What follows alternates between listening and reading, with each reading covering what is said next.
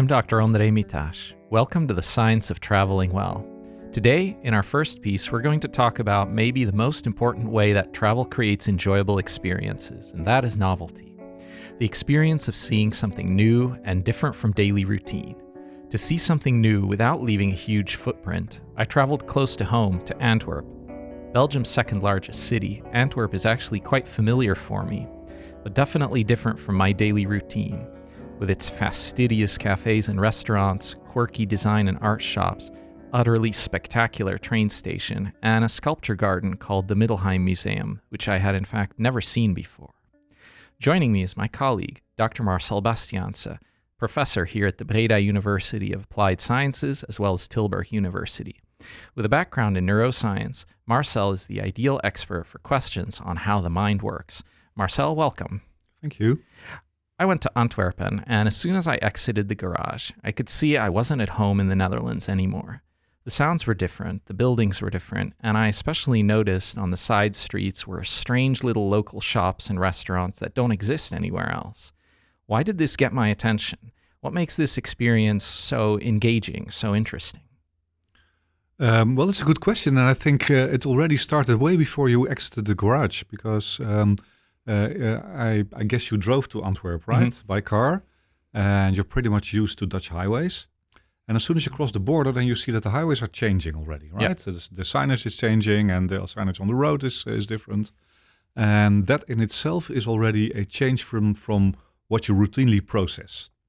And it grabs your attention because logically speaking, if you look at how we are built from an evolutionary perspective, if things change, we need to pay attention to it because it may involve threat, right, or it may be something beneficial to us, right, to the survival of the organism.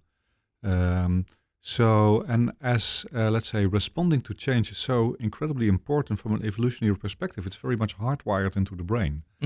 Essentially, if you look at the fundamental organization of the brain, then you see that the brain is really very much keeping track of ongoing input and only reacts to changes in that ongoing input. Okay.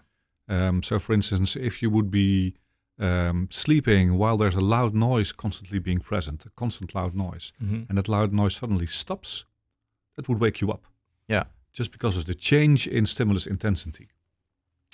Now, if you transpose these kind of very basic principles of brain organization to something like being in a new environment, then it's easy to realize that all the different things that you see, that you hear, that you smell, that are different from the ordinary, are all changes that your brain needs to respond to, needs to process more deeply than usual, so as to be able to see whether there's threats in this new environment, where there's potential rewards in this new environment.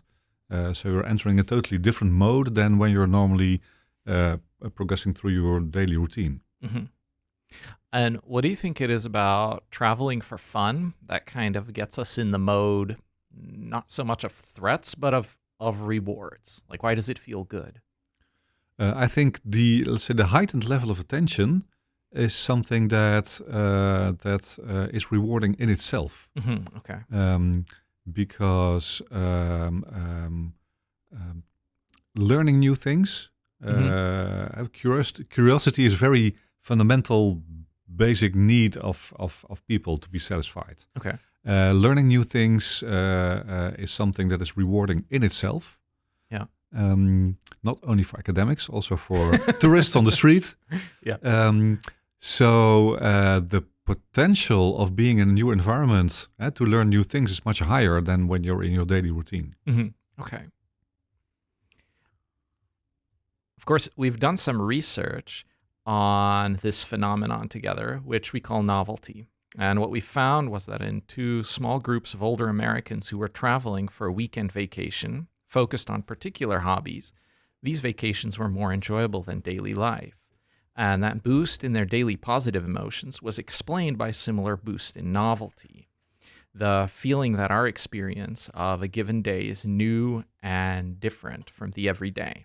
And so you're suggesting that this is because that kind of change from the everyday routine sharpens our attention, and that sharpening of our attention helps us learn, helps us kind of perceive the moment rather than kind of worrying about the past or the future, and that feels inherently good. Yeah, I think that's correct. So if you look at the sequence of effects, there is that a heightened level of attention as a function of a new environment will make you more aware of your environment, more mindful of the here and now, which is rewarding in itself, and the higher level of mindfulness. And you're also then more open to whatever happens in the environment that you like. So you're more open to triggers for positive emotions. Okay.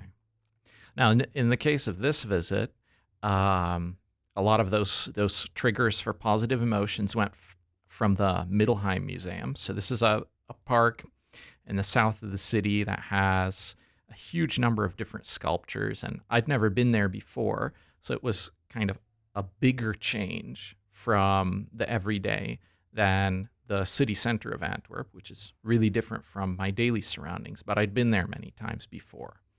And I guess that novelty, you would say, is why I found it so engrossing, why I was immediately kind of in the world of those sculptures rather than thinking about anything else. So now what I'd like to know is if we know from the research and from the way that the brain works that it's enjoyable to experience something new and it's enjoyable to kind of have this break in routine, I'd like to hear your thoughts about how we can apply this to our daily lives. So what would you say to someone who thinks, for example, that everything nearby around them, anything that they can afford to visit, they've already seen? Someone who feels like their life and their possibilities to spend their free time are very routine. How can they find the novelty? I think novelty is pretty easy to reach, no matter where you are, right? You can.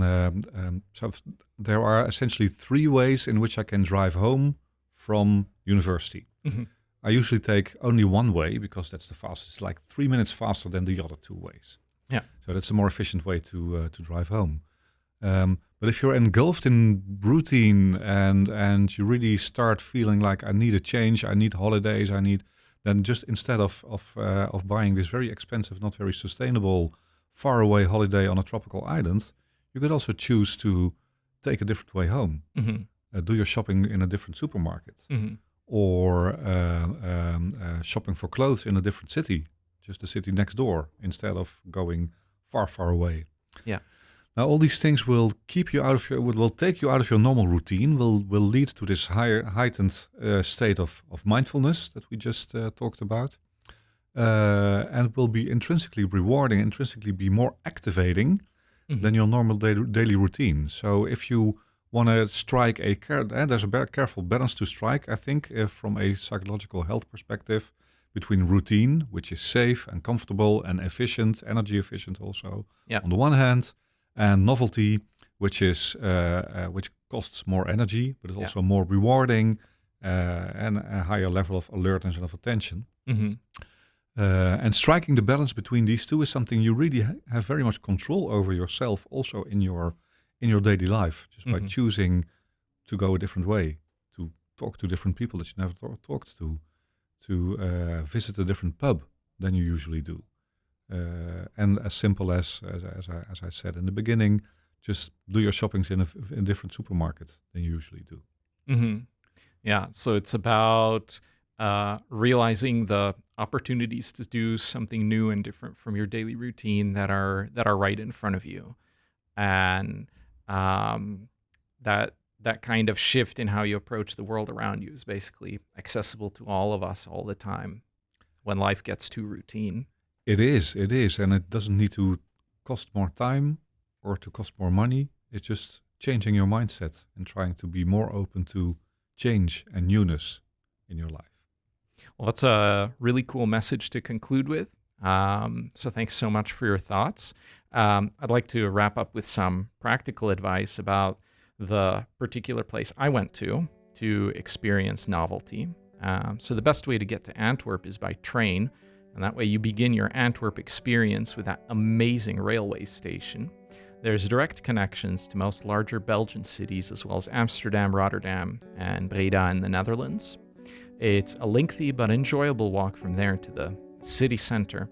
To get to the Middelheim Museum, you're best off leaving from the train station rather than the city center, as it's pretty far and you're best off taking a bus.